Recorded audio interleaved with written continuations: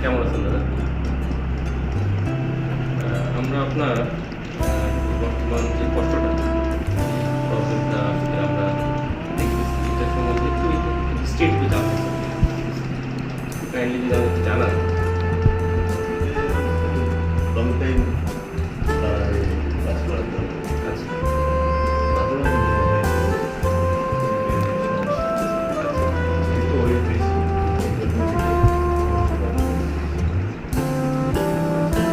প্রবলেমটা একটু আমাদেরকে একটু ডিটেল বলবেন, কী সমস্যা আপনার মানে হচ্ছিল, কী ধরনের সমস্যা? আচ্ছা, পায়ের নিচের অংশটা একটু সৈনিক দিয়ে যাচ্ছে। আচ্ছা আচ্ছা, হাঁটতে গেলে একটু আনইজি লাগে, টান করে। এগুলো একটা সমস্যা। করার পরে এখন বেশ ভালো আছে। এখন আসলে আমরা একটু পিছন থেকে একটু জানতে চাই যে আপনার কাজের সাথে এটার কি রিলেশন বা কি ধরনের কাজে অভ্যস্ত? আমার যে কাজটা বেশি অংশ দাঁড়ায় কাজ করা যার কারণে এই যে মনে হয়েছে যে এবং ওষুধ করে এত মাস করে একটা লং টাইম কাজ, দাঁড়ায় কাজ করতে হয়। আচ্ছা, এই লং টাইম দাঁড়ানোর জন্য হতে পারে।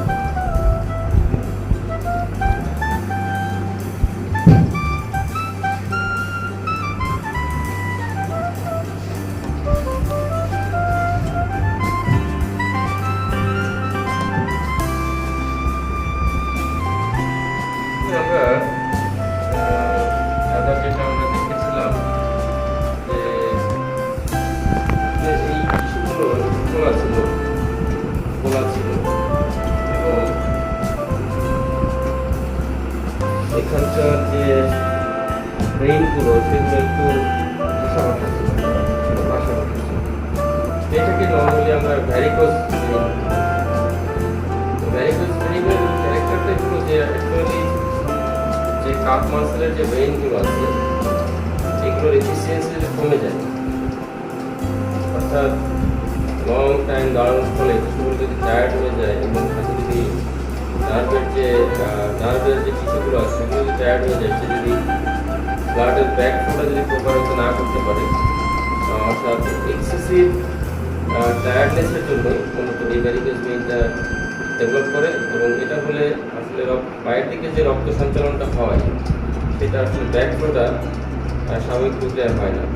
নর্মালি আমরা জানি যে অ্যাকচুয়ালি কাপ মাসেলটাকে সেকেন্ড হার্ট বলা হয়, অর্থাৎ হার্টে যেমন পাম্পিং ক্যাপাসিটি আছে, পায়ের দিকে কাপ মাসেলটা যথেষ্ট পরিমাণ পাম্প যদি না করে তাহলে ব্লাডটা ব্যাক ফ্লোতে সাফিসিয়েন্টলি হয় না।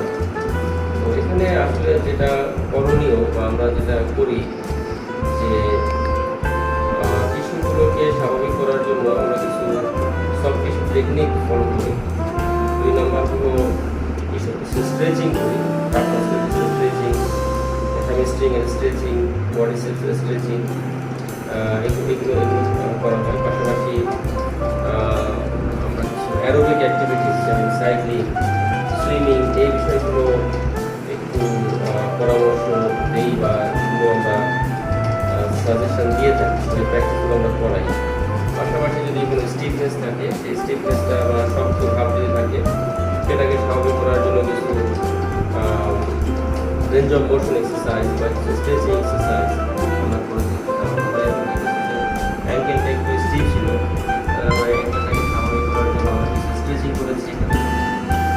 তো ওভারঅল পরবর্তীতে লাস্টলি যেটা করা যেতে পারে যে টিস্যুগুলো যদি উইকনেস থাকে সেটাকে শক্তিশালী করার জন্য কিছু স্ট্রেংথেনিং ব্যায়াম, শক্তিশালী করার জন্য কিছু ব্যায়াম দেওয়া যেতে পারে বা অনেক সময় যদি প্রয়োজন হয় এটা দেওয়া হয়।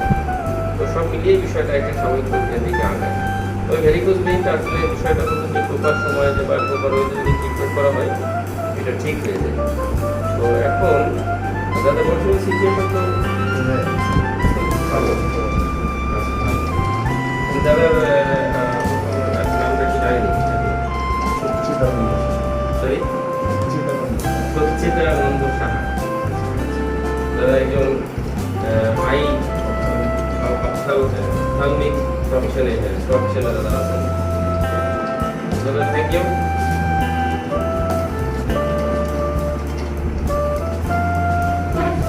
থ্যাংক ইউ সো মাচ আমাদের সময় দেওয়ার জন্য।